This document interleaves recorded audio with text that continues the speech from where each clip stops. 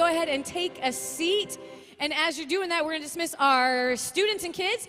So Crosspoint kids, kindergarten through 5th grade, are going to head on out back that way. All of our middle schoolers and high schoolers are going to head on out this way. If you're newer here, we of course invite you to mosey on back, check out where they're headed. Grant's going to tell you a little bit more about that because promotion weekend is coming up. Kids are getting ready to move as graduations and promotions are happening across grade levels. So stay tuned for that. But hey, grab your programs because here's, what's up, Grant? What's up, Crystal? Oh, I'm doing well, Grant. Yeah. Let's go. All right. Hey, Crosspoint Church, it is Sunday morning. How we doing? Woo! It was okay. I got to tell you, I don't know. The Saturday night crowd is really fired up when I'm up here. Maybe it's me. I don't know. But I am so excited you guys are joining us today for our Sunday service. My name is Grant Bell. I'm one of the elders here at Crosspoint Church, where we are all kinds of people discovering and following Jesus. And we are glad you made it out this morning.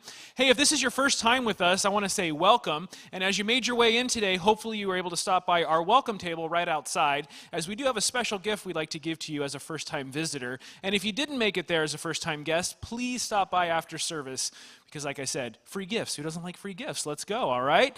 Okay, as you came in today, you got one of these programs from one of our hosts at the door. We're going to open that up right now.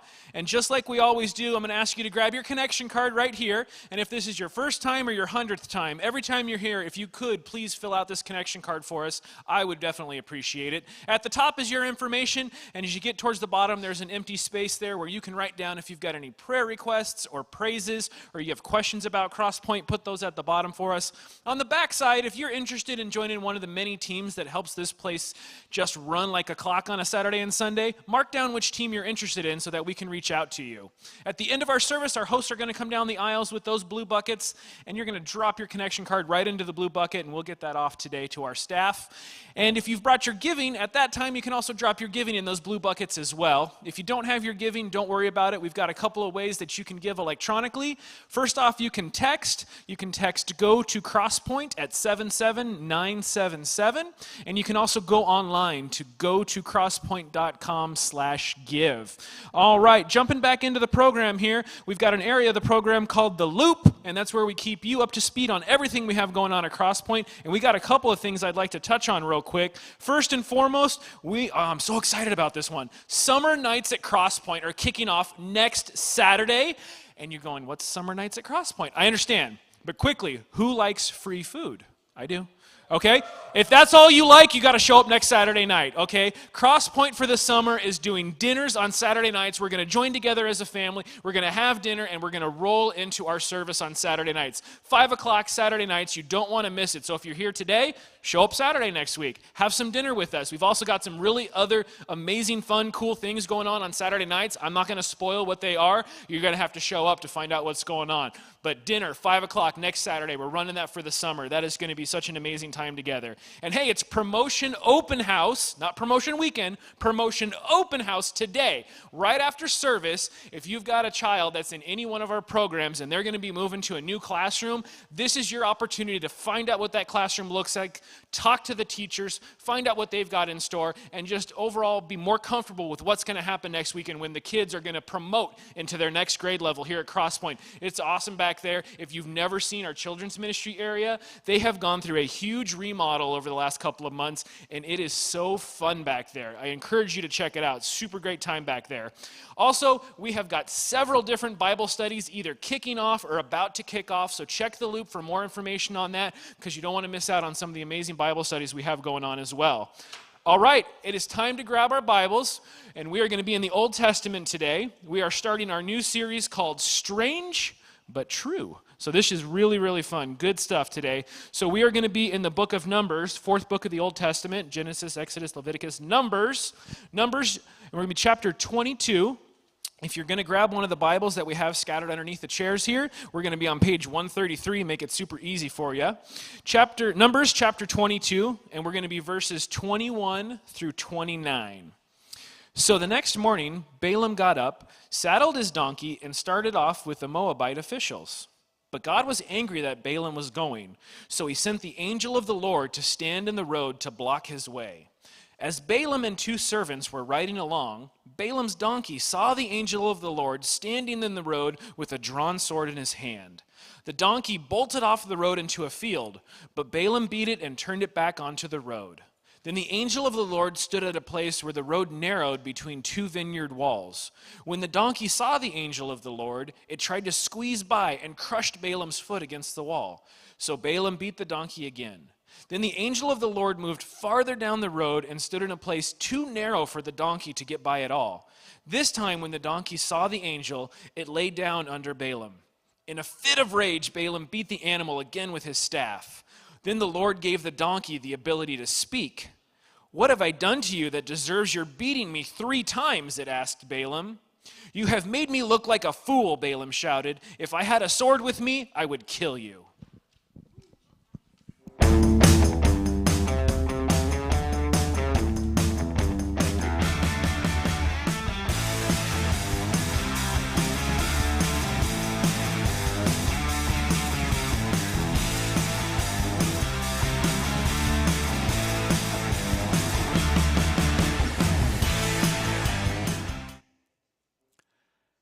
So it's kind of a goofy, crazy, strange story of talking donkeys and out of control prophet beating up the donkey on the road. We're going to have some fun with that today. I'd encourage you, if you have a camera on your phone, which everybody does now, you're going to want to get it ready. I'm just telling you what's coming. You're going to want to be ready for that. Grant talked about the party going on next week. If you're a party kind of person and like to host parties and give parties and set things up, we could use your help on that team. And then on Saturday night, if we have a bunch of kids and people showing up, we need a few more people to jump into kids teams. So if that's something interesting for you and you like kids, if you hate kids, probably join a different team. But if you like kids and would like to make a difference there, we could use your help on Saturday night, getting that moving ahead. Need to take a moment, though, today. It's kind of strange. The last 12 hours has been just kind of strange with some difficult things going on in people's lives. Alex Lightskis, a lot of you guys know Alex, he's been our facilities team here for 10 years, had some kind of heart attack last night. Now looks like he's going to be okay. They've got him in there, put some stents in, he's okay, but that's going on. There's another thing with a family in town, little Landis, is in a coma. He doesn't go to our church, but people in our church know this family. That's going on. We got guys that have had surgery stuff, just stuff going on. And it feels like it's all bubbled up in the last 3 or 4 days. So rather than just kind of go, well, let's pray about that someday, or we'll say the typical thing Christians do, hey, I'll pray about that for you. We're going to take a moment right now and just pray for that. So you can pray to yourself in your own heart and spirit. Listen along as I pray. Take a moment here and just pray. Jesus, today, for these situations that are going on, in some cases, God, they need doctors and medical staff with wisdom. God, they need peace and perseverance to get through stuff that's going on. And then in several of these situations, God, I'm asking you for the miraculous intervention of what Jesus made possible when he died and rose again, that you would step into these situations and provide gifts of healing and supernatural intervention that goes beyond anything. God, to wake up this little girl who's in this coma right now, to restore people back to health. I don't know all the things going on, God, even if amongst us today, but whatever we need today, for those of us who are struggling with things that feel like we're just not going to make it, I'm asking you to do what only you can do. We will do counseling, we will do therapy, we will do community, we'll do church. God, at some point, if you don't step into some of these situations, they're not going to make it. So we're asking you to do what only you can do. God, now as we take our attention now to this goofy, crazy story, God, we don't want it to be a quirky, great, crazy, goofy story about a talking donkey. We need to learn something from this for our lives, for this moment that you have us in today. So just do that. Do what only you can do as we take a look at this story. Amen. Numbers chapter 22. Grant just read the famous part of this story, but there's a backstory to it about Balaam and the talking donkey. Balak is the king of a country called Moab. It's on the eastern border of what is today the nation of Israel. But at that point, Israel wasn't a nation yet. Other nations lived there. Moab was a big nation that was there.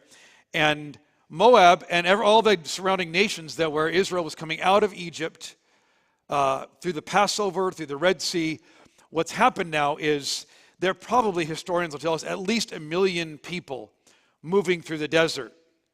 Now, we hear a million people go, okay, a million people. No, think about like a baseball game or a football game where there's 50, 60, 70,000 people.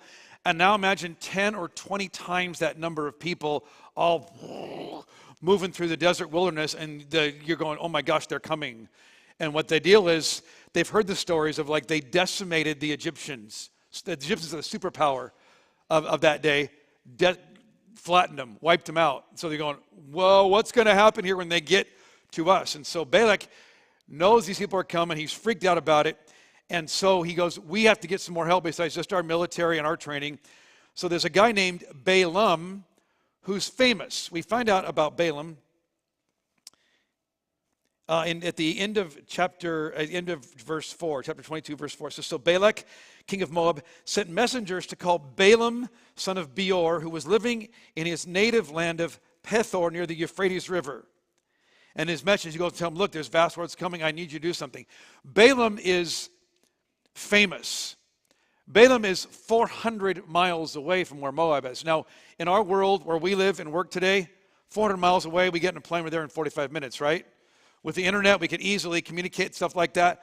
Back in those days, it would take you 4 weeks to send people up to get those people, to go get Balaam, and then 4 weeks to get back. So he's far away. He's that famous. Like we got to get somebody to help take care of this vast horde that's going to come here and wipe us out. And they want to give Balaam some money, give him some cash to say, would you come and curse these Israelites? Curse these people because we don't stand a chance against them. And evidently, Balaam's got a reputation that when he pronounces curses and he's in touch with God or the gods or some kind of power out there, when he does stuff, when he says stuff, stuff happens. Let's go get him. We got to pay that guy. So he shows up, and in the next few verses, it tells us that they show up there. They say, hey, we've got money for you if you come back with us. Balaam says, hey, I got to talk to God about this. Look at verse 12. But God told Balaam, do not go with them. You are not to curse these people, for they have been blessed. The next morning, Balaam got up and told Balak's officials, go on home. The Lord will not let me go. So round one of this, he gets asked, and Balaam says, look, God told me, no, I'm not going to go. And what people have tried to do with spirituality and religion for years and years and years is to say, well, what if we just raise the stakes a little bit? What if we paid you some more money? Would you come? And so they come back to him and say, hey, if we increase the ante, if we up the offer here, if we give you a bigger contract, would you come and do this? And it says in verse 18, but Balaam responded to Balak's messengers, even if Balak were to give me his palace filled with silver and gold, which I think is sort of a little like, hey, maybe if there's even more, but who knows. He said, I would be powerless to do anything against the will of the Lord my God. But stay here one more night, and I will see if the Lord has anything else to say to me. First thing to write down there on the note sheet in the back of your program, when God speaks clearly, you don't need to pray about it. Because you will pray yourself into a sense of, here's the crazy thing Christians say all the time when they do stupid, wrong things. I just have peace about it because I prayed about it. When the Bible clearly says do and don't do this, and when you go out and do that, come on, God made it very clear. You don't need to pray about that. Once God speaks clearly, there's no reason to keep going back and getting more wise counsel or finding somebody else who will back your play or pray yourself into a sense of peace because you're just going to pray a sense of peace over yourself, trying to justify what you want to do. But it says there, that night God came to Balaam and told him, since these men have come for you, get up and go with them, but only do what I tell you to do. That theme is going to be repeated several times here. Only do what I tell you to do, only say what I tell you to say. That's it, nothing else. And so Balaam takes off on his donkey. It tells us that God's angry that he's going, probably because he knows what's in Balaam's heart, that he's just trying to work this thing out. So God goes, I've got to really get his attention. I spoke to him clearly when he prayed about this. I told him, don't go. Do only what I tell you to do. Say only what I tell you to say. But he goes, this fool's not going to get it. So this is the thing that Grant just read for us. He's on his donkey. He's heading back there. And all of a sudden, the donkey, you see the different things. The donkey lays down. And so, we read the story. And all that kind of thing. This is where you're going to get your cameras out and stuff like that. Imagine the scenario now, where now Balaam is on the road there with his donkey, on the donkey there, and he's on the path there, and he's just kind of, what's going on here? This is the guy, come on in. And all of a sudden, he's got this donkey, the donkey's being stubborn today, the pony. Oh, here he comes.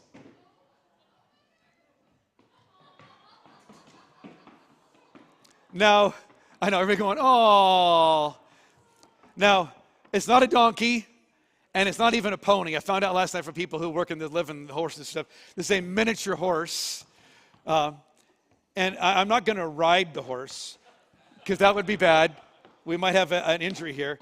But Balaam gets angry because the donkey sees the angel of the Lord. Now, the angel of the Lord in those days, the angel of the Lord is not just an angel. It's the angel. It's the Son of God, the second person Trinity. So God shows up with sword drawn. Balaam can't see him. Donkey does. Donkey goes, whoa, whoa, what's going on here? And he runs off into the ditch. Balaam gets mad and finds something in the ditch and starts just smacking him and beating him, just angry at him, and gets him back on the road, gets moved down the road again. The donkey sees the angel, again, sees the Son of God there in the path.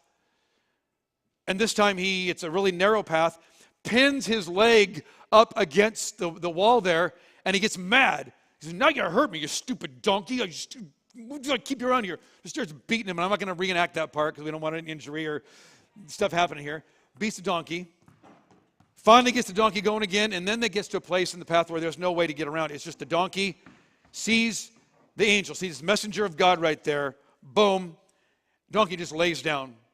And at this point, Balaam has just had it. He gets his staff out, and he just starts wailing on the donkey. You stupid donkey, I can't believe you did that. What do I keep you here for? I should just take you off and send you to the glue factory. You stupid, good-for-nothing donkey. Boom. Why do we keep you around here?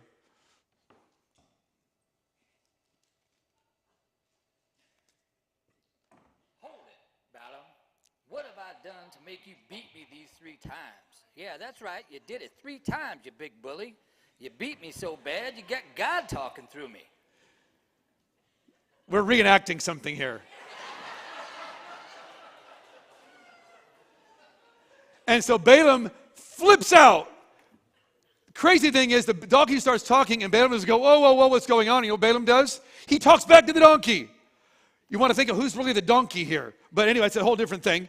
And so he freaks out and goes, you stupid donkey, you made me look like a fool and a moron. I'm so mad at you, I'm just hate you. Now listen, Balaam, the bully. Am I not your own donkey, which you have always ridden to this day? Have I been in a habit of doing this to you? Well, no. Then what in the world has gotten into you, Balaam? Do you want to keep going? No. Then you got to try a little tenderness. For all you Shrek fans, hey, thank you. Thanks, Savannah and Stephanie and Chris Stout. Give a hand.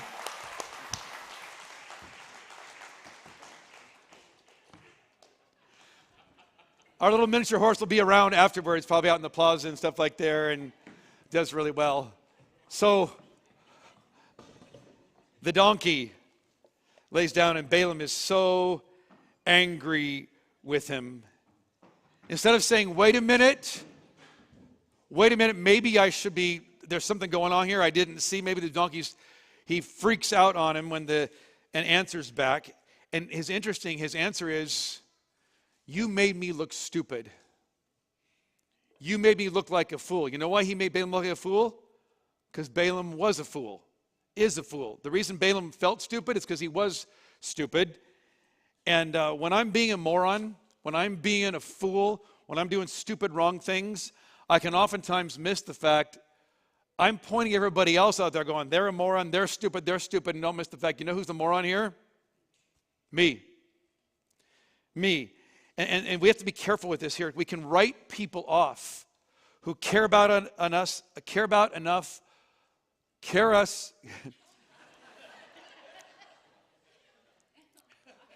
who care. When we're confronted by anything, we get embarrassed and we want to lash out. And so when donkeys start talking, listen, write this down, listen, don't lash out. But that's the crazy thing we do whenever we get confronted. Now, when everybody goes, you're awesome, you're beautiful, you're a cupcake, you're a snowflake, you're awesome, here's 10 trophies for you, whatever, we love that. When somebody cares enough about us to confront us, I've done this a lot now for 30, 40 years, working with people. I pastored, made a church and stuff like that. Not one time have I ever had to confront somebody about something where they went, oh, thank you, Steve. That was so great. I'm so grateful you shared that with me. It hardly ever goes well because we get embarrassed. We'll lash out. It's why from time to time, if nobody ever confronts you or challenges you about anything, you know why? Because they're afraid they're going to get beat. Now, maybe not physically abused and beat, but mentally, verbally, they get attacked, get canceled, get unfriended, posted about, all that kind of stuff. So some people go, it's just not worth it. Proverbs talks about this. Find the book of Proverbs in your Bible.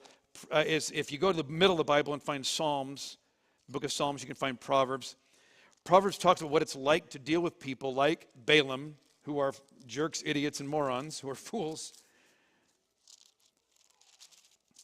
Proverbs 9, verse 7, it says this, anyone who rebukes a mocker will get an insult in return. Anyone who corrects the wicked will get hurt. So don't bother correcting mockers. They will only hate you. Proverbs 29:9 says it this way. There's no use arguing with the fool. He only rages and scoffs and tempers flare. This is exactly the kind of thing that Jesus himself said when he said, don't cast your pearls before swine. He says, don't take what's valuable and put it in front of a bunch of pigs. You know what's going to happen? They're going to trample on the valuable things you're going to do for them, and what they're going to do to you, they're going to turn and trample on you. He said it's a waste of time at times to confront a fool. And it's tricky. We're sometimes called to do that. We need to recognize, though, too, what's the crazy irony of this story is that Balaam, kind of world-famous, regionally famous guy that has spiritual insight to connect with the God of the one God or the gods or supernatural power. You would think, okay, if anybody should be seeing what's going on here, would it be the donkey or would it be Balaam?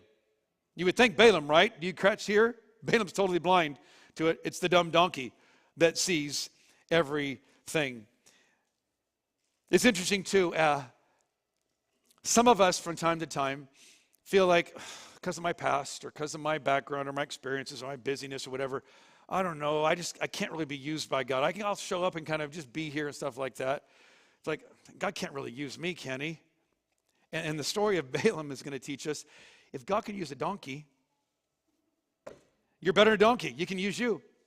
So it'll give you some confidence to go, look, God can use anybody, even donkeys. And then over the years, from time to time, I'll get up here and deliver a message once in a while that's really, really good. You guys will even tell me about it, and I'll feel like, man, I just brought it today.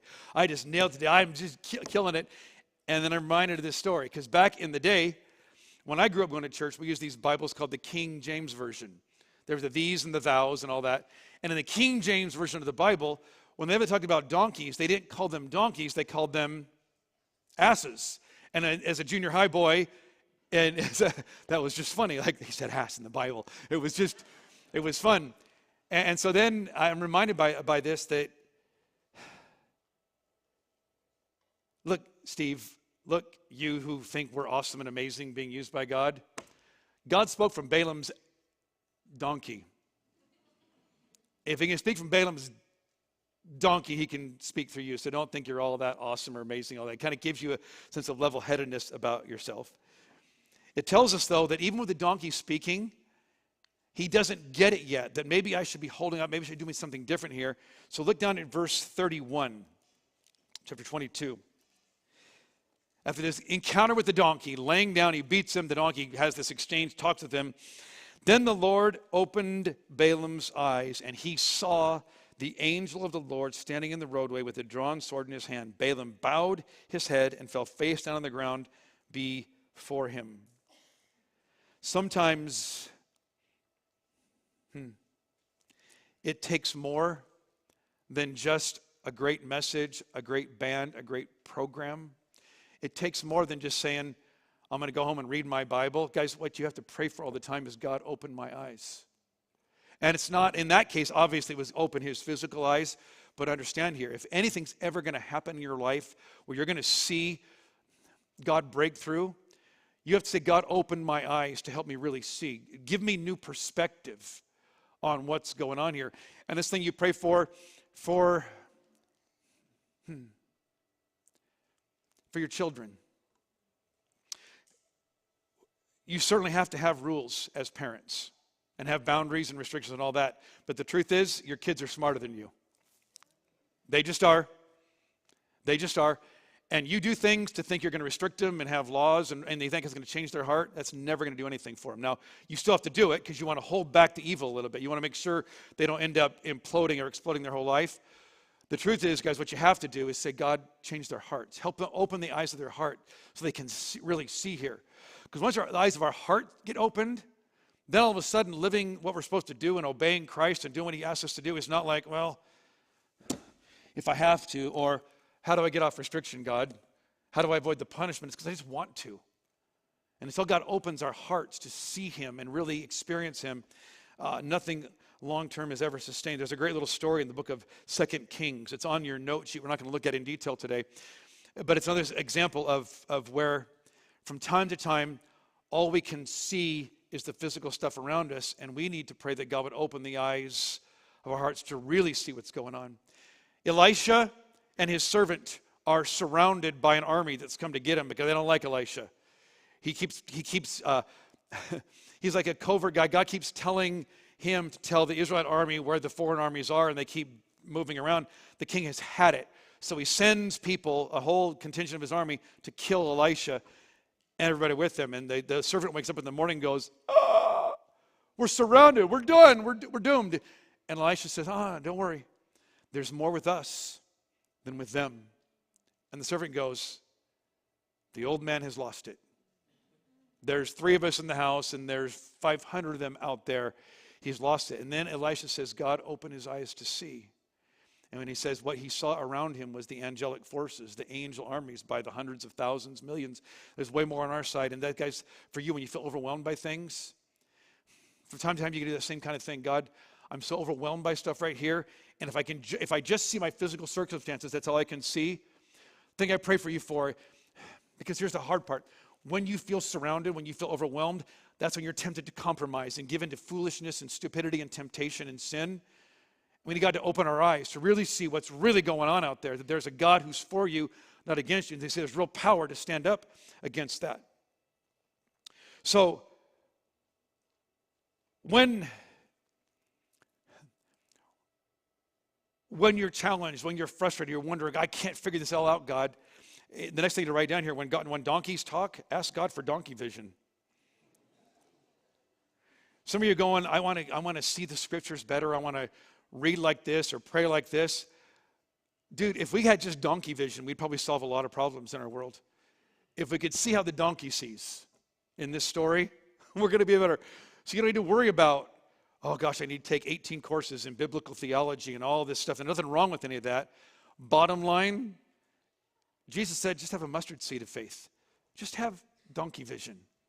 And it's going to solve so many things for you. So,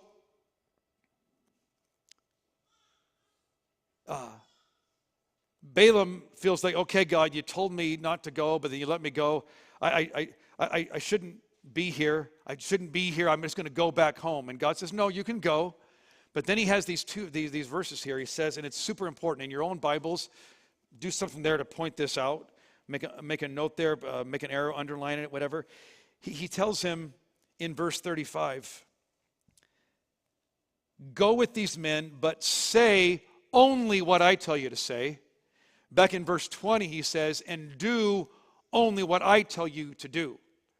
The tricky part is we find ourselves in the real world. We think, okay, can't we just, come on. God doesn't expect that out of me. God says, no. Whatever I told you to say, whatever I told you to do, you're going to make a difference out there. You're going to save yourself from a lot of foolishness and sin and stupidity if you'll do what I tell you to do and say only what I tell you to say. And so he goes back and meets up with Balak. Balak meets him there. And now we see 4 rounds of Balak demands, what Balak demands and what Balak gets. We're not going to read through these verses because there's a lot of them. Read through them yourself when you get a chance.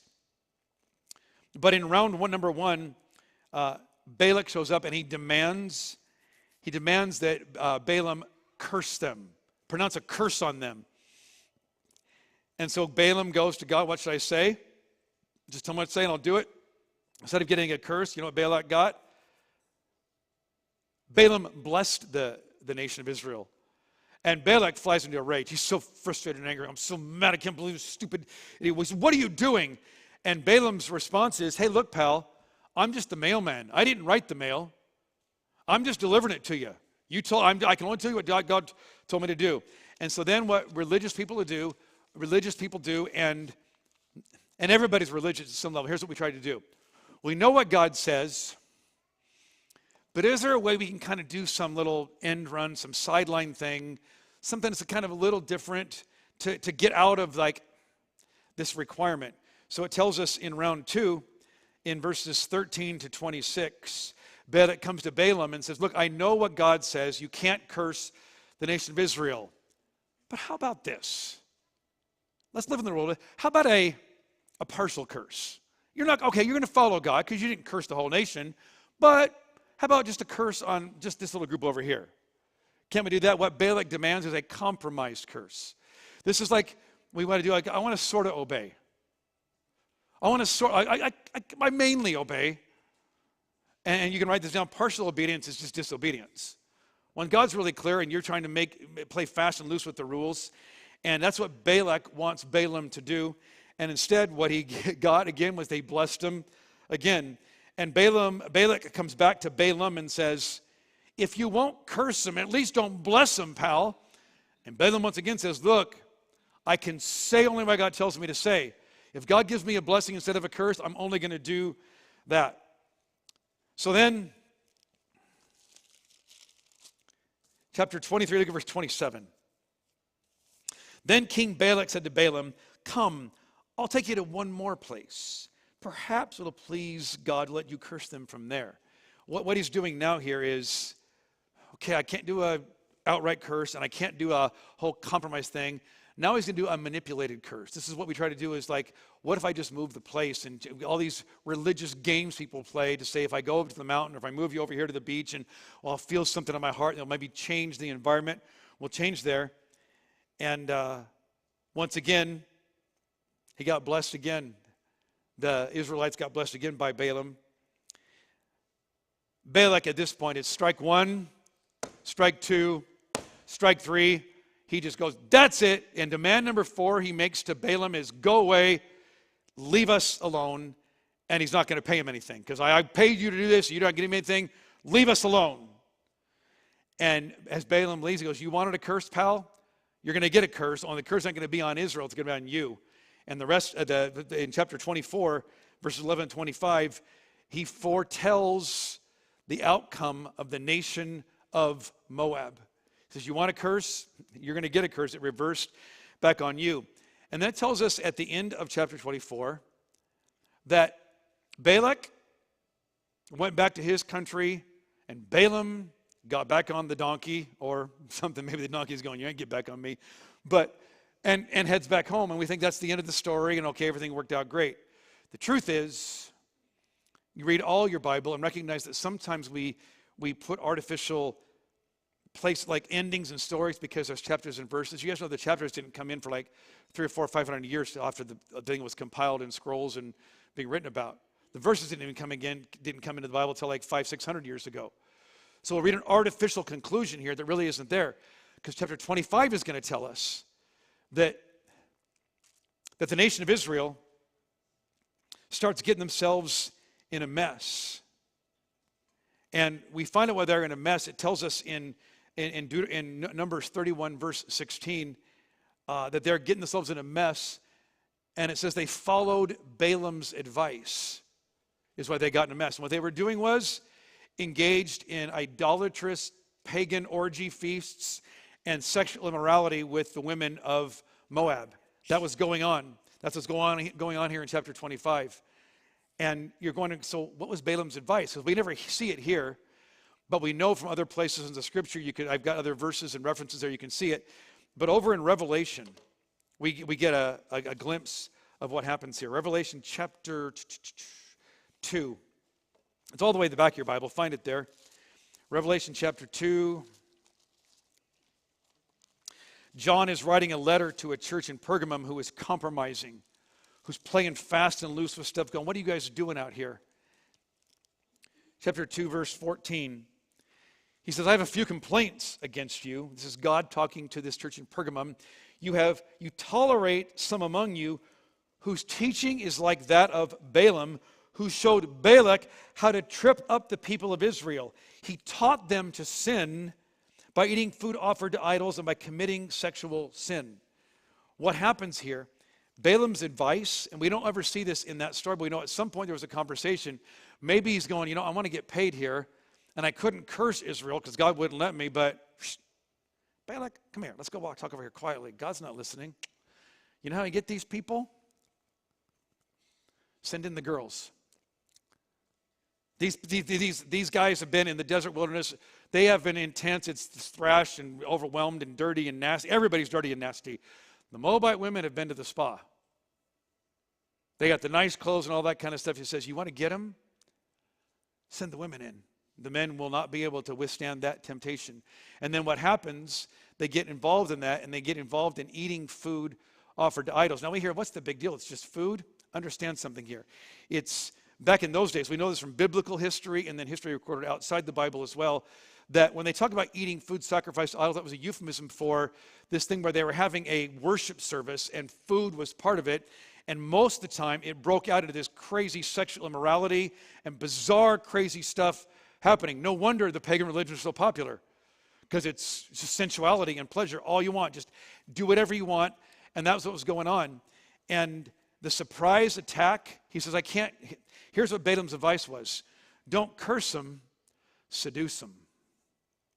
Don't curse them, seduce them. Don't attack them, attract them. You don't have to go out there and attack them like that and get them to worship your gods and get involved in this immorality. In Numbers 25, it tells us that what happens is a plague breaks out and 24,000 people died in Israel because of their disobedience to God. It wasn't God striking them down, but this plague happens there. And then you want to read a crazy story. Read Numbers 25. There is a guy named Phineas in there, just does, wow.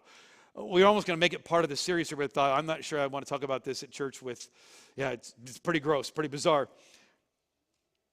We oftentimes, though, are just like the people of Israel. We worry about the curse and the attack of the world out there.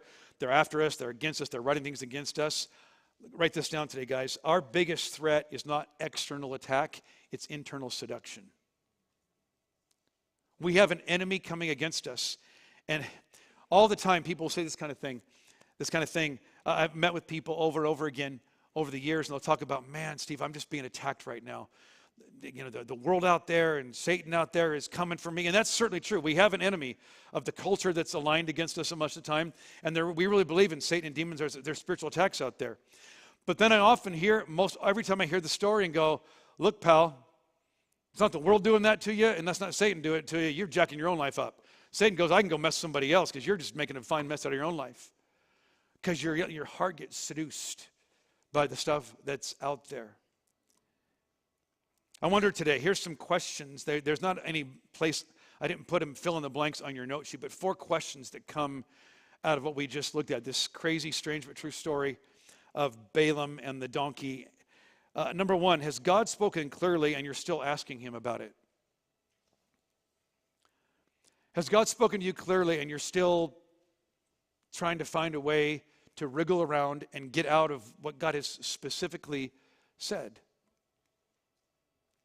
And then I wonder today, is a donkey trying to show you something? And it's not your donkey, it's not your horse, but you know who your donkey, you have donkey people in your life, don't you? You know who the donkey people are for some of you in your life? It's that coworker, like, oh gosh. This is not the case in my marriage at all. But in some of your marriages, you know who that donkey is for you sometimes? The person you're married to? from time to time, they feel like they're being a donkey, so stubborn and ridiculous right now. Sometimes you know that donkey is going to be your 8th grade son or daughter. And you go, what right do they have to tell me anything? And they're going to call some stuff out in you, and they're going to say some stuff that needs to be paid attention. You can go, come on, you're just go away and leave me alone. You can just write them off or lash out at them because you don't like what they're saying. Number 3, how do you respond when people care enough to confront you? When people care enough to confront you, how do you respond? Like I said, nobody ever responds well the first time. When somebody calls you out on your stuff and on your nonsense, on this, it's not even always just black and white, right and wrong kind of stuff.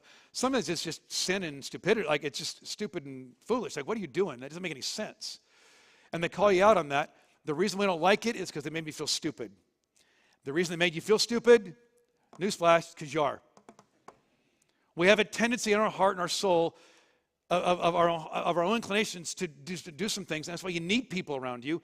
So we do small groups here, why we do things where you get to know some people here, so there's people around you that can know you well enough and know that they care about you and say, hey, what's going on there, pal?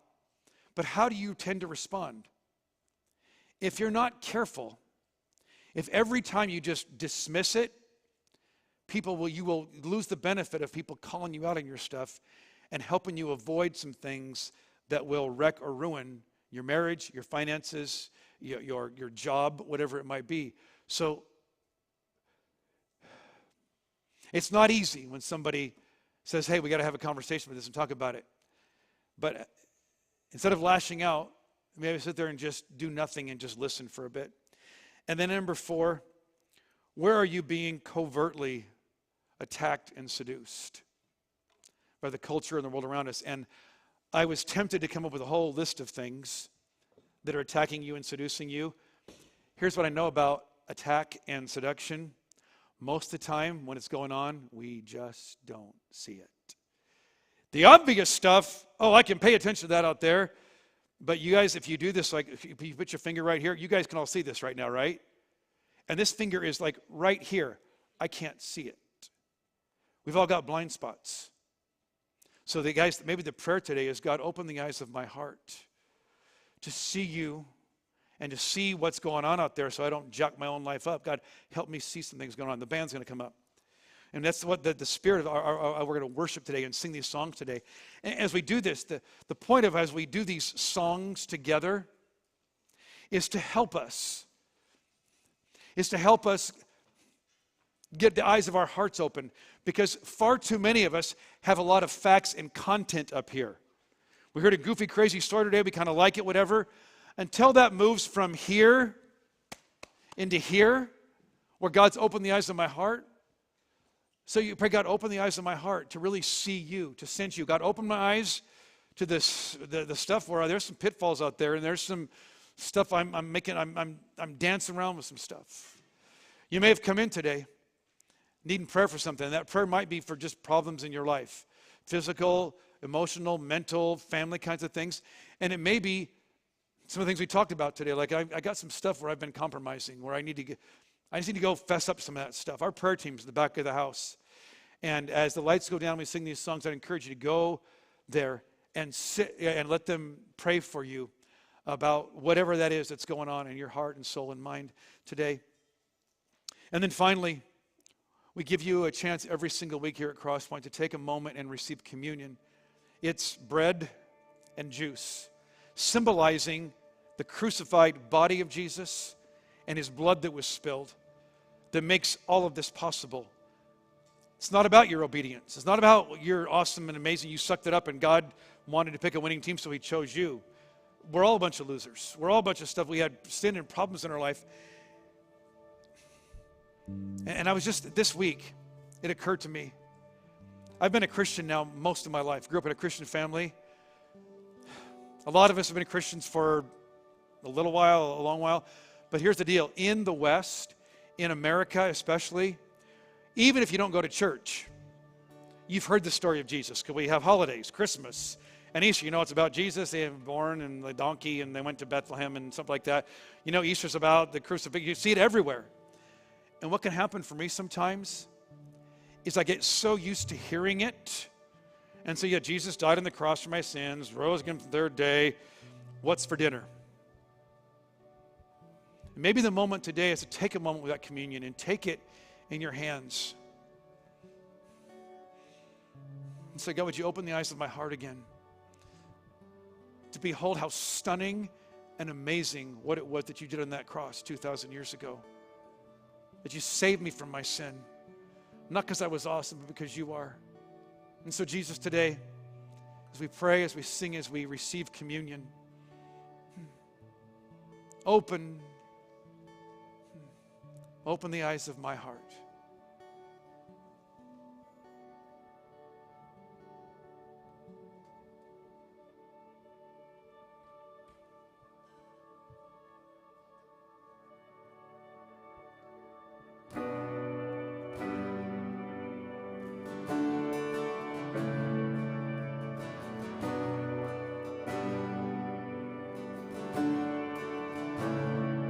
When you speak, confusion fades. Just a word.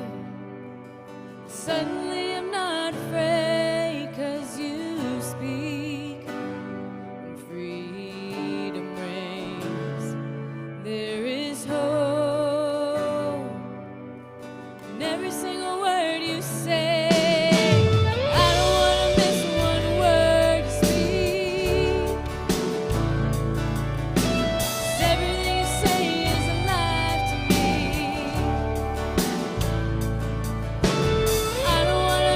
One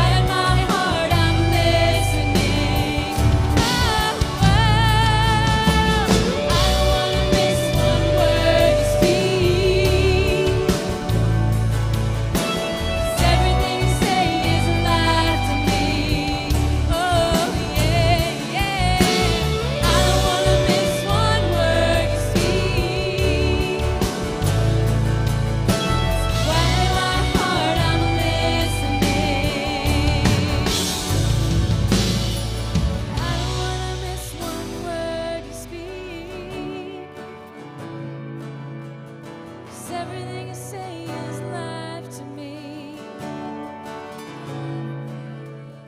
I don't wanna miss one word you speak.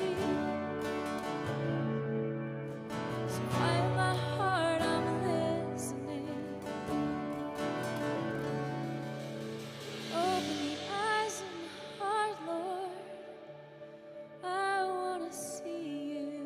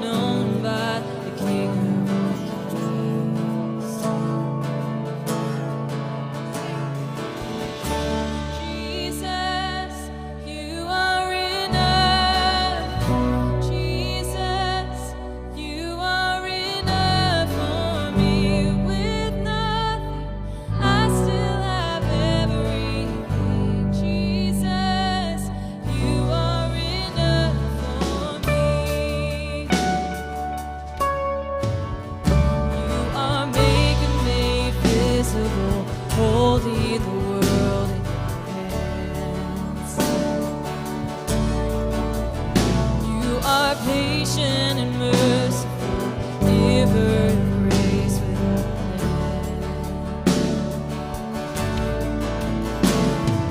Satisfied simply by being who you always were. You are infinite love, and you prove it again and again.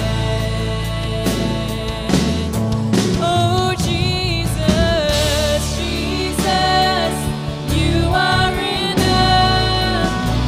Jesus, you are enough for me. With nothing, I still have everything. Jesus, you are enough for me. Jesus, you are enough. Jesus, you are enough for me. With nothing, I still have everything. Jesus, you are enough for me. You're enough for me, Jesus. In you I am created. In you I am sustained. With you I'm resurrected. You overcame the grave. With you I stand in victory. Now what else could I need? With you I want for nothing. Jesus, my everything. Jesus, you are enough. Jesus, you are enough for me. With nothing, I still have everything. Jesus, you are enough for me. Jesus, you are enough. Jesus, you are enough for me. With nothing, I still have everything. Jesus, you are enough for me. Jesus, you are enough. Jesus, you are enough for me. With nothing, I still have everything. Jesus, you are enough for me.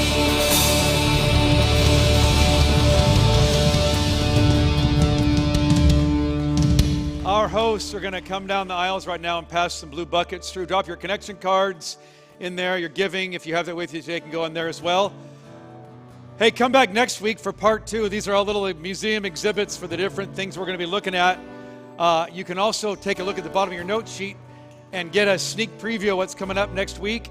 So take a look at that and learn ahead, read ahead. And then today, a couple of things. As you go, always make sure you find somebody you don't know and chat with them for a minute or two before you head on out. And today's our big open house. Student ministries, kids ministry. Even if you don't have kids in those things, just go see what's going on back there. Wander back through there and see what's going on. Thanks, you guys.